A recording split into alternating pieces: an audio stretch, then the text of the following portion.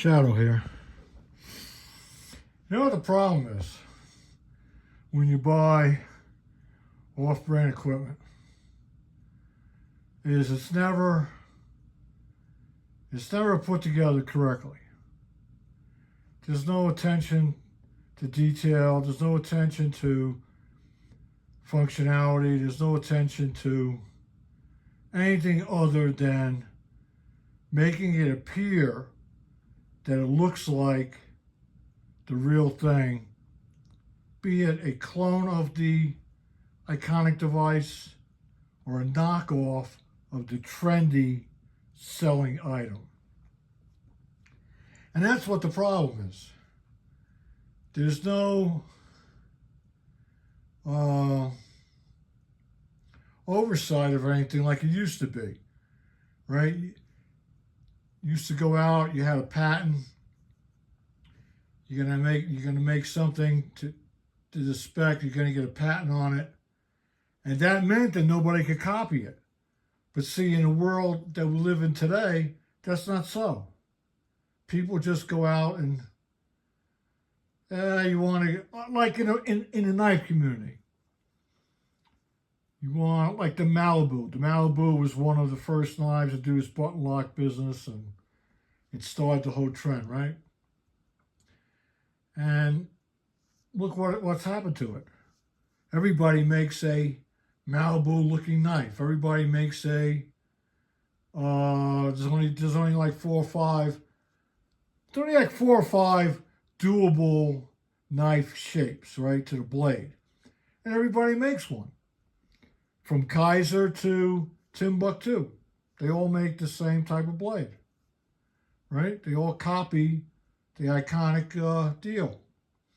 And then they change this a little bit, change that a little bit, and they sell it to you. It's like Ganzo, who puts out their 765, whatever number their knife is. It looks like a paramilitary 2 by Spyderco. It's not a paramilitary 2. It has resemblance to it. Does it sell? Sure. It sells because it's only $20 versus $200. Sure, it doesn't have VG10 super duper domestic steel. It doesn't have this great handle. It doesn't have all these things, but in a lot of respects, it almost looks like it does. But of course, it's not a Spyderco. It has a hole. It has a hole, but not a true circular hole, right? It appears to be, and you get a appears to be look-alike knife for $25, right, or $30 or $20, versus spending $200. So does it sell? Sure it sells. Sure it does. That's what goes on. And that's what's going on right now with Geezer. Because Geezer's trying to work the assault pack, the 3-day assault pack, and it's coming apart. Now, why is it coming apart? Because the hardware used to make the buckles is not up to snuff. It's not coming apart like the sewing's coming apart. It's the associated hardware is not good on the Rebow, REBOW assault pack. What was it? $30? $40? What do you expect? You got to drop more money to get a more serious company who puts together a better backpack. That's why he's looking at 511 and 3V Tactical and VanQuest, because he knows. He already knows. He knows who puts out the good backpacks. Or he could do the Rucker, right? He knows. He knows who puts it out. He doesn't want to spend the money, but he's going to have to spend the money, just like he did for the water filter. He pulled out the Sawyer. He's got a Sawyer water filter with the bags. He has tried to fill up those dirty bags with water. He almost fell in the water doing it. The Grail solves that. Get near the water, scoop up the water, press it in the container, and drink the water. What more could you ask for?